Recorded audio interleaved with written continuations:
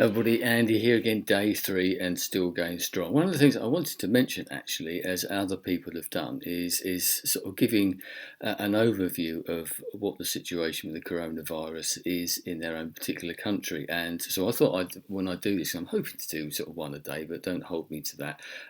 Where we are in the UK at the moment, I wrote it down actually just so that I know. I mean, yesterday, this is the statistics for Thursday, there were 113 new deaths, unfortunately, and that's the first time it's gone over 100. There have been 578 deaths so far, unfortunately, in the UK. And one of the interesting things is that literally just before I started to do this video, I found out that Boris Johnson, the British Prime Minister, had been diagnosed with coronavirus. And so that's quite a big thing, obviously, because of his position in the government and whether he's going to be able to carry on doing what he's doing as being the head of the country in effect. But also, a couple of days ago, Prince Charles, the heir to the throne, the man who would be king, if you want to call it that, also was tested positive. So if nothing else, it should bring it home. This is a great leveller in lots of ways, because you automatically presume that people, especially royalty, will never get things like this. The common man gets this type of thing.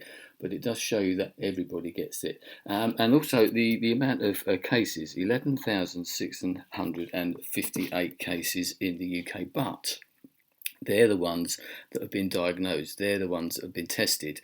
And I think that's a huge sort of disparity, really, between the real figures, and even the government and the chief medical advisors here in the UK accept that the amount of people who've had the virus or have got the virus is considerably more than those sort of 11,500 cases. I know several people locally who've either had it, have got it, or very probably have got the symptoms of it. They're not on those official lists. So, and it's probably the same everywhere else. And we are reckoned to be about a couple of weeks behind Italy and Spain, who are still struggling. Spain had its highest death rate, I do believe, so far yesterday.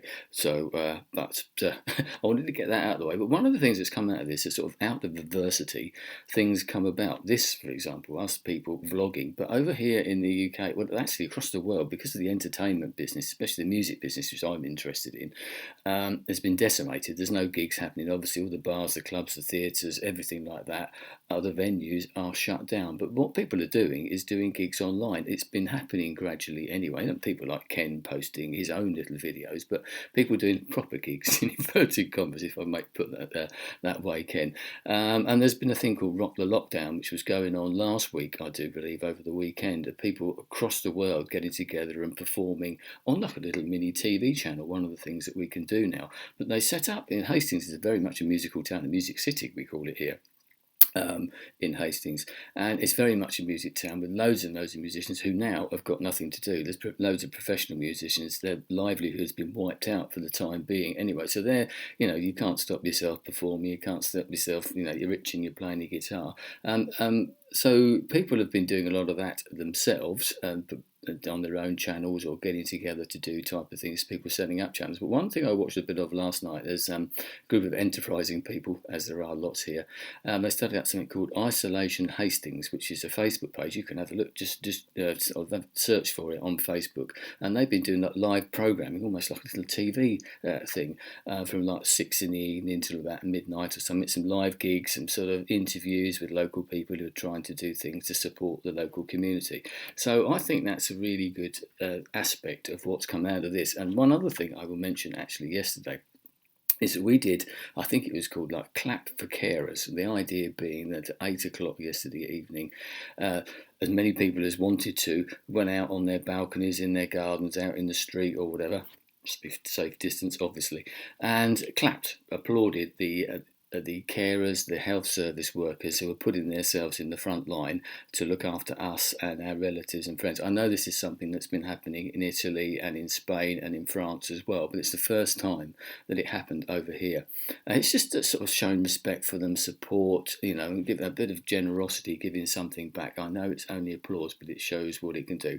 I must admit, at 8 o'clock, you do wonder how these things are going to take off in different countries. You've probably seen the videos of people on balconies on the continent sort of doing this, and I think some of them do it every night.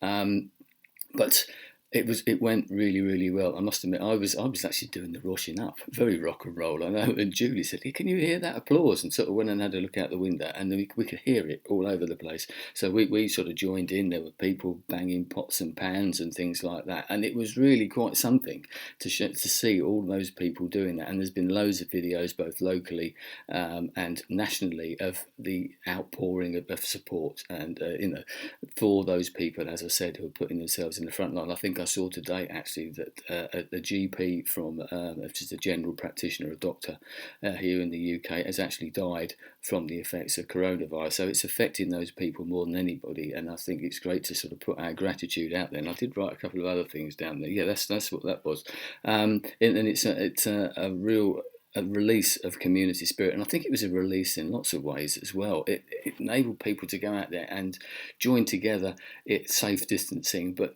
to know that you're all in this same sort of boat. It's when we're all together, we're all a big community, locally and nationally and worldwide as well. And I think it brought that home to a lot of people. I know a lot of people were saying that it sort of affected them emotionally as well, and I can totally understand that. It was really quite something.